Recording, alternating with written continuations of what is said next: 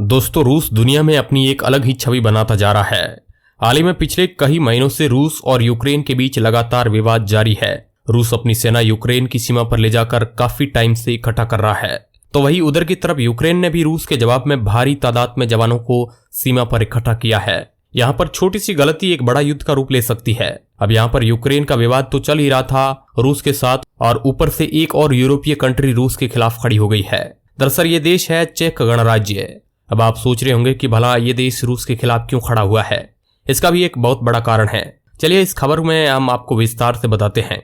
इस खबर को जानने से पहले इस देश के इतिहास के बारे में थोड़ा जान समझ लीजिए।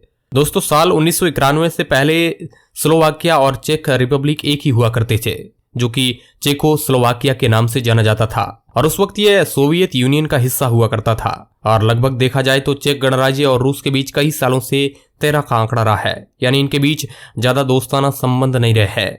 लेकिन मामला तब बिगड़ा जब साल 2014 में चेक गणराज्य में एक घटना होती है। दरअसल चेक गणराज्य की एक जगह वर्बेटिका डिपो में बहुत ही भयंकर विस्फोट होता है, जिसमें 2 व्यक्ति मारे जाते हैं। और उस वक्त के आंकड़ों की माने तो उसमें करीब 50 टन के आसपास विस्फोटक था, जो कितना बड़ा धमाका करता है आप खुद अंदाजा लगा सकते हैं।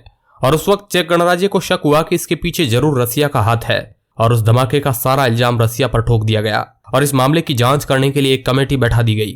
लेकिन रसिया की इस हरकत से वहां के लोग इतना गुस्सा हो गए कि उन्होंने रसिया के खिलाफ एक बड़ा अभियान छेड़ दिया। इसमें वहां के लोगों ने सोवियत यूनियन के टाइम जितने भी सोवियत नेताओं और जनरल्स के स्टेचू बनाए गए थे, उन सभी स्टेचू को तोड़ा जाने लगा।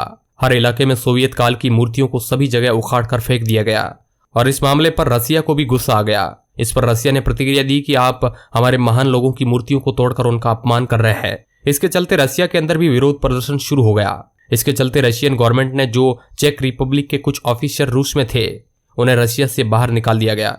लेकिन अभी कई मीडिया हाउस के हवाले से खबर निकल कर आ रही है कि चेक रिपब्लिक ने रसिया के खिलाफ एक बड़ी कार्रवाई की है। दरअसल साल 2014 से ही जो जांच चल रही थी, उसकी रिपोर्ट अभी आई है। चेक रिपब्लिक के प्रधानमंत्री आंद्रेज बाबिस ने कहा है कि जो साल 2014 में विस्फोट हुआ था, उसमें रसिया के ही 18 लोगों का हाथ था, और उनके खिलाफ सबूत भी चेक रिपब्लिक की खुफिया एजेंसी ने सरकार को दिए है। इसके बाद चेक गणराज्य की सरकार ने 18 रूसी राजनयिकों को सैन्य खुफिया एजेंसी का एजेंट बताकर उन्हें वहां से निकलने की हिदायत दी है। अब इतना कुछ होने के बाद रसिया कहां चुप बैठने वाला था। उसने भी चेक गणराज्य के 20 राजनयिक अधिकारियों को रूस से बाहर जाने की चेतावनी दे दी। देखा जाए तो इसमें नुकसान रूस का ही होने वाला है, क्योंकि विश्व स्तर पर उसकी छवि पहले ही बदनाम हो चुकी है, और ऊपर से ये कार्रवाई भी रूस को ही नुकसान पहुंचाने वाली है, क्योंकि रूस की लगातार ऐसी कई गलतियां सामने आ रही है। इधर यूक्रेन रसिया से परेशान है। अब इस मुद्दे पर आप क्या सोचते हैं, हमें कमेंट के माध्यम से जरूर बताएं। धन्यवाद।